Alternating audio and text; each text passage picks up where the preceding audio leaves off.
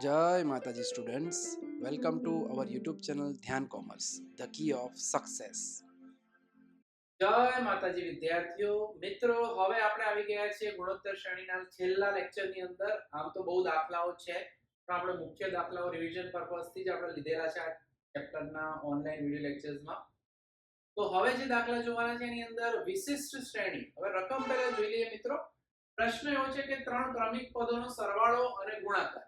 હવે જો સામાન્ય શ્રેણી a ar અને ar² લઈએ તો સરવાળો અને ગુણાકાર કરીને પ્રક્રિયા કરવાથી જવાબ મેળવવામાં બહુ જ વિલંબ થાય, દશા લેવો પડે, એનો લોપની રીત વાપરવી પડે, ગણતરી બહુ જટિલ થાય છે. તો એના જગ્યાએ અહીંયા આપણી પાસે ઓપ્શન છે. સંખ્યાઓની અંદર આપણને ખબર જ છે, પહેલું પદ a હોય, બીજું પદ ar હોય, ત્રીજું પદ ar² હોય. જમણી બાજુ જઈએ તો આપણે r વડે ગુણતા જઈએ છીએ, તો નેક્સ્ટ પદ મળે r વડે ગુણો તો ar નો ઘન. હવે ઊંધી પ્રક્રિયા કરો મિત્રો, કદાચ ડાબી બાજુ આવવું હોય તો આપણે એ જ r વડે ભાગવાનું છે. તો હવે આપણે એક પદ ઓર લઈએ તો ડાબી બાજુ આવે તો r વડે ભાગી શકાય. બસ તો આ જ કોન્સેપ્ટનો આપણે ઉપયોગ અહીંયા કરવાના છીએ. ત્રણ સંખ્યાઓ આપણે જે છે, ત્રણ આપેલી હોય તો a ar લઈશું, પાંચ આપી હોય તો હજુ ડાબી જમણી લઈશું a/r² અને છેલ્લે ar², ચાર હોય તો a/r³ a/r અને ar³ આની અંદર જે છે સામાન્ય ગુણોત્તર ખાસ ધ્યાન રાખવાનો. આની અંદર r નથી, અંદર ચાર સંખ્યાઓના લીધે સામાન્ય ગુણોત્તર આપણને r² મળે છે બીજા પદ માટે. સામાન્ય રીતે જે સ્વાધ્યાયની અંદર દાખલા છે ત્રણ પદ વાળા છે, એનો આપણે ઉપયોગ અહીંયા કરવાના છીએ. તો જોઈ લઈએ દાખલા નંબર 7. પહેલો દાખલો આપણો, એની અંદર આપણને અહીંયા કહેવામાં આવ્યું છે ત્રણ પદોનો સરવાળો 31 છે. હવે આ દાખલાની અંદર શ્રેણી જે છે એમાં આપણે નવા પદ ધારીએ છીએ. કે પહેલા તમારે ધારણા કરવી પડે કે ધારો કે ગુણોત્તર શ્રેણી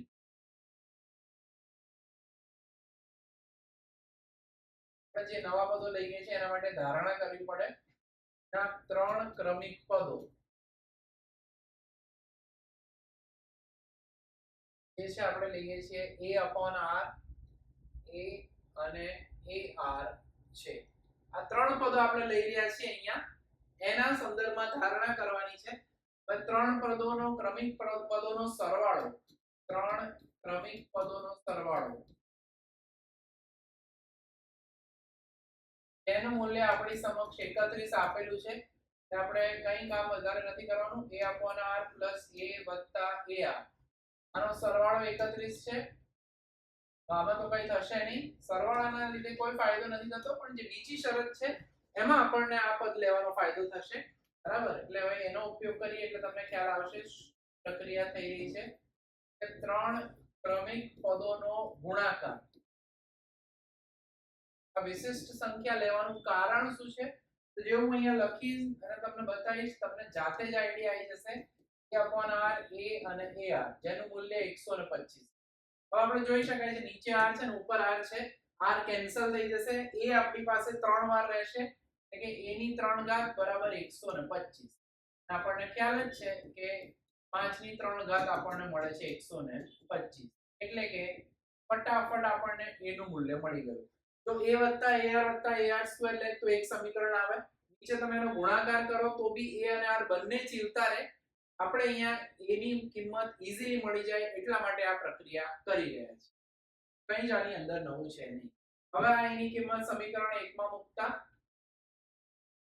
a = 5, સમીકરણ 1 માં મૂકતા પદ આપણને ખબર જ છે a/r એટલે 5/r પ્લસ a એટલે કે 5, જોવું હોય તો જોઈ લેવાય અહીંયા, r એટલે કે 5r બરાબર એનો સરવાળો આપણને આપેલો છે.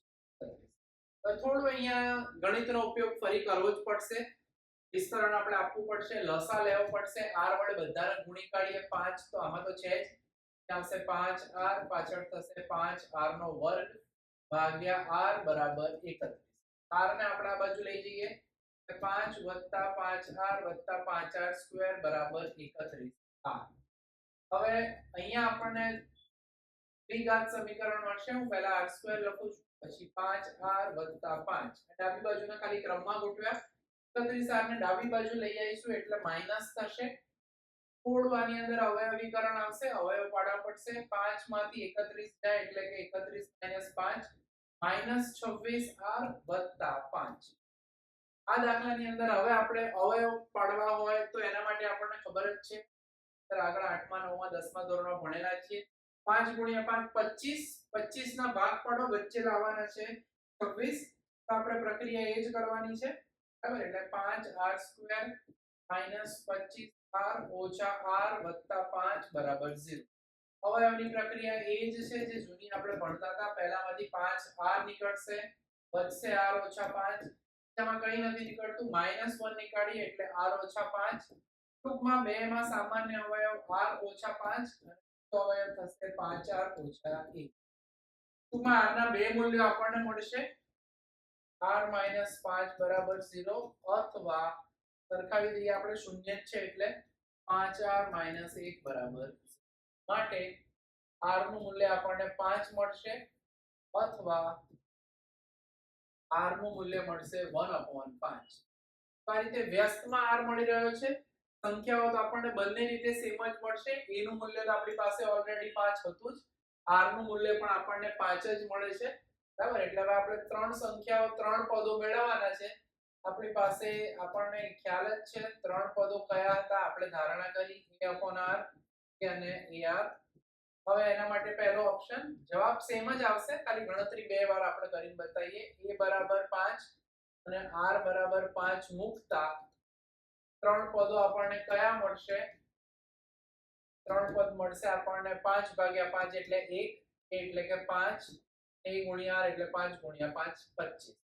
તમે બીજી રીતે વિચારો તો પણ એ જ જવાબ આવવાનો છે. a બરાબર 5 છે, r નું મૂલ્ય 1/5 મૂકતા ત્રણ પદો આપણને એ જ રીતે મળશે મિત્રો.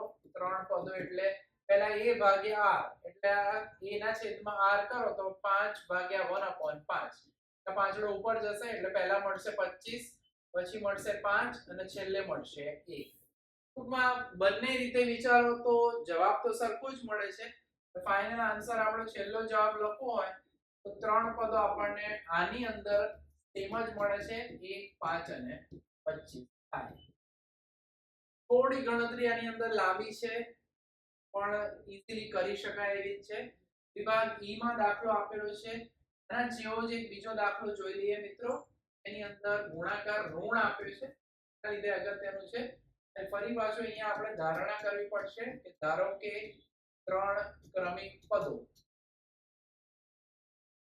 છે 1 ભાગ્યા r, a અને ar. ત્રણ ક્રમિક પદોનો સરવાળો. પ્રક્રિયા આખી સેમ, ખાલી અવયવીકરણ થોડું અલગ રીતે કરીશું કે અને r ના સંદર્ભમાં જવાબ અલગ રીતે આવશે. સરવાળો આપણને 6 આપ્યો છે. પ્રક્રિયા એ જ છે, a/r વત્તા a વત્તા ar. તો જવાબ 6. આને આપણે સમીકરણ નંબર આપી દઈશું 1. પછી આપણને એ જ રીતે ત્રણ ક્રમિક પદોનો ગુણાકાર, પેટર્ન એ જ રહેશે, ખાલી આમાં r થોડો અલગ આવશે. જોઈએ હમણાં. ત્રણ પદોનો ગુણાકાર આપણને માઈનસમાં આપ્યો છે મિત્રો, ખાસ ધ્યાન રાખજો. જોવા જેવું એ છે કે a/r ગુણ્યા a ગુણ્યા ar બરાબર -64. હવે ફરી આમાં પણ r કેન્સલ થઈ જશે. a ની 3 ઘાત. હવે આપણને એ ખબર હોવી જોઈએ, ધન હોય એકી ઘાત કોઈ પણ હોય તો જો જવાબ તમને માઈનસ આપ્યો હોય તેમાં આપણો r અથવા a જે પણ હોય એ માઈનસ જ રહે. 4 ચોક 16 ચોક 64, પણ આમાં પ્લસ ના થાય. માઈનસ આપ્યો એટલે -4 આવે અને જો જવાબ પ્લસ આપ્યો હોય ધનમાં, +4 આવે. પ્રક્રિયા આટલી છે. તો આ જે છે એની કિંમત સમીકરણ 1 માં મૂકી દઈએ, એ બરાબર -4 સમીકરણ 1 માં મૂકતા થોડું માઈનસ ના લીધે સાદું રૂપમાં ધ્યાન રાખવાનું છે. -4/r -4 હું સીધું જ લખી દઉં છું કારણ અહીંયા પ્લસ વચ્ચે આપેલું છે. -4r બરાબર સરવાળો છે આપણી જોડે. પ્રક્રિયા એક છે, r વડે લસા લઈ લઈએ ભાગ્યા r બરાબર 6. r ને પેલી બાજુ ગુણાકારમાં લઈ જઈએ. હવે અહીંયા મિત્રો ડાબી બાજુ બધા પદ માઈનસ છે તો આપણે 6r ને ડાબી બાજુ નહીં લાવીએ, આ બધા પદને પેલી બાજુ લઈ જઈએ એટલે કે +4r² +4r વત્તા 4. 6r એની જગ્યાએ જ છે, ડાબી બાજુ કશું ના વધ્યું એટલે એને શૂન્ય લખી શકાય. ગણિતમાં ડાબી જમણીનો કોઈ ઓબ્જેક્ટ હોતો નથી. 4 અને 6 એટલે અહીંયા થશે 10r + 4 બરાબર 0. હજુ આની અંદર એક સ્ટેપ આપણે કરી શકીએ. આમાંથી હું 2 કોમન નીકાળી શકું. 4 તો નહીં નીકળે. 2r² + 5r + 2 બરાબર 0. 2 દુ 4, 2 પંચા 10, 2 દુ 4. આ રીતે ચેક કરવું હોય તો કરી શકાય. 2r² + 5r + 2. સેમ આના અવયવ પણ મિત્રો આગળ જેમ આપણે આગળના દાખલામાં પાડ્યા એ રીતના જ પડશે. 2 × 2 4, વચ્ચે લાવવાના છે 5 અને 4 એકા 4 કરીને આપણે પ્રક્રિયા કરાય. 4r + r બરાબર. પ્રક્રિયાની અંદર ફરી આપણે પહેલા બે પદમાંથી કોમન નીકાળીશું. 2r કોમન નીકળશે, વધશે r + 2. આગળના દાખલાની અંદર માઈનસ હતું, આમાં કશું નથી માઈનસ, પ્લસ જ છે. 4 + 2 બરાબર 0. ફરી આમાં પણ બે ભાગ પડશે, r + 2 અને 2r + 1 અવયવ તો પડી ગયા છે આપડા. એટલે કે r ના બે મૂલ્યો મળશે, r + 2 બરાબર 0 અથવા r + 1 બરાબર 0. એટલે કે r ના મૂલ્ય અહીંયા ઋણ મળશે, r બરાબર -2 અથવા આમાં -2 પેલી બાજુ જશે એટલે r બરાબર આવશે -1/2. તો ફરી એ જ પ્રક્રિયા છે. કિંમત તમે ગમે તે રીતે લો, જવાબ જે છે બંનેમાં સેમ જ આવશે. એટલે કે નંબર 1 a બરાબર આપણી પાસે -4 છે, r બરાબર -2 છે. ત્રણ ક્રમિક પદો. હવે આપણને ખ્યાલ જ છે એટલે મેં આગળ લખ્યું નથી. a/r તો માઈનસ માઈનસ પ્લસ થશે. 4/2 એટલે પહેલું પદ 2.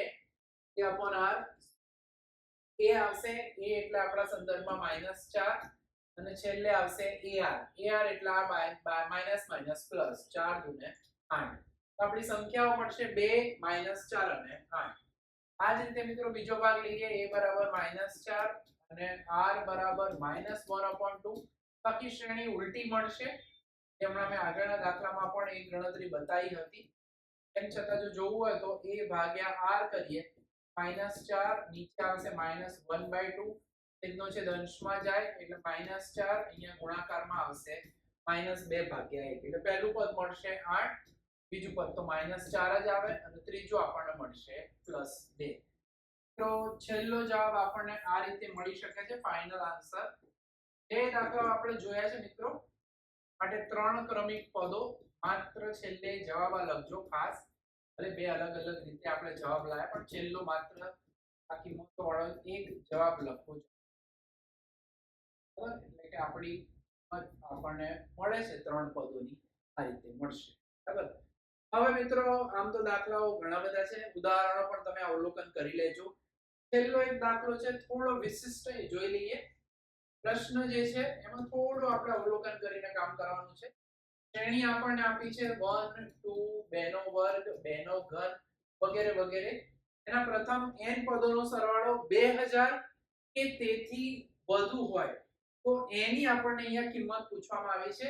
n ની લઘુત્તમ કિંમત શોધો. ત્યારે આવું બને. બરાબર? 2000 કે તેથી વધુ એટલે સરવાળો જે છે એટલે Sn. અહીંયા પહેલા તો a નું મૂલ્ય 1 છે, r બરાબર આપણે જે કરતા આયા છીએ t2/t1 એટલે કે 2/1 એટલે કે 2. હવે પ્રશ્ન એ છે કે કયા n માટે 2000 કે તેથી સરવાળો વધુ મળે. તો આપણને જે આપ્યું છે Sn નું મૂલ્ય 2000 કે તેથી વધુ. 2000 કીધું તો ઇક્વલ લખી દે. એનાથી વધુ કીધું છે એટલે ગ્રેટર ધેન ઇક્વલ ટુ 2000. હવે આમાં માત્ર આપણે Sn નું સૂત્ર વાપરવાનું, પછી n શોધી લઈએ.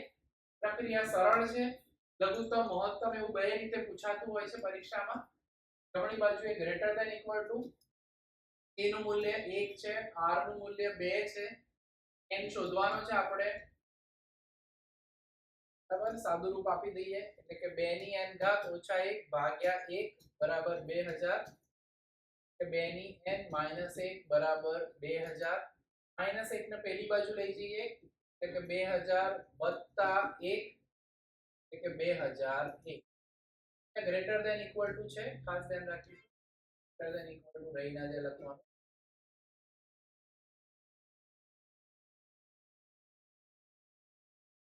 હવે કયા n માટે આખી પ્રક્રિયાની અંદર મિત્રો સિમ્પલ કામ કરવાનું છે. કયા n માટે આપણને આવું મળશે તો આમ તો ડાયરેક્ટ તમે ટ્રાયલ એન્ડ એરર મેથડ કરી શકો. આપણે કરી હવે જો n ની જગ્યાએ આપણે આગળ પણ ગણેલું જ છે. n ની જગ્યાએ તમે કિંમત મૂકતા જાઓ. ધારો કે n ની જગ્યાએ આપણે 8 મૂકીએ. 2 દુ 4 દુ 8 દુ 16 32 દુ 64 દુ 128 દુ 256. તો 256 એટલે 2001 કરતા તો હજુ નાના છે. 9 મૂકશો એટલે 512 આવશે. 10 મૂકો તો આપણને ખબર છે 1024. બરાબર? મને જવાબ ખબર છે, તમારે જોવું હોય તો ચેક કરી લેજો. 11 મૂકો તો જવાબ આવશે 1024 ના ડબલ, એટલે કે લગભગ આવશે 2048. 12 મૂકો તો આવશે 4096. હવે પ્રશ્ન પ્રમાણે n ની કઈ કિંમત મૂકો તો આપણને સરવાળો 2000 કે તેથી વધુ મળે. 10 મૂકો તો 1024, 2000 થી ઓછો મળે છે. એટલે આપણો જે છેલ્લો જવાબ છે મિત્રો, એની અંદર આપણે સિમ્પલ વસ્તુ છે કે એ 2048 જ મળે છે, 2000 થી મોટો. એટલે કે n બરાબર 11 માટે n પદોનો સરવાળો 2000 થી વધુ મળે છે. તે આવો જવાબ લખો. તમારી રીતે હજુ આને લાંબુ ટૂંકું થોડું કરી શકો, પણ આ રીતે છેલ્લો જવાબ માઈનસ ફાઇનલ આન્સર ચોક્કસ રીતે લખવો જરૂરી છે મિત્રો. તો ગુણોત્તર શ્રેણીના મુખ્યત્વે દાખલાઓ મેં અહીંયા કરાવી દીધા છે. તેમ છતાં જો તમને કંઈ ડાઉટ હોય તો મારા નંબર તમને મારી પાસે છે જ ઓનલાઈનમાં. અને જો વિદ્યાર્થીઓ ક્લાસમાં છે એમને તો કોઈ પ્રશ્ન જ નથી, ઓફલાઈન ભણી રહ્યા છે તે, તો તૈયાર કરો સારી રીતે ચેપ્ટર ગુણોત્તર શ્રેણી ફાઇનલ એક્ઝામ માટે. જય માતાજી. You take care.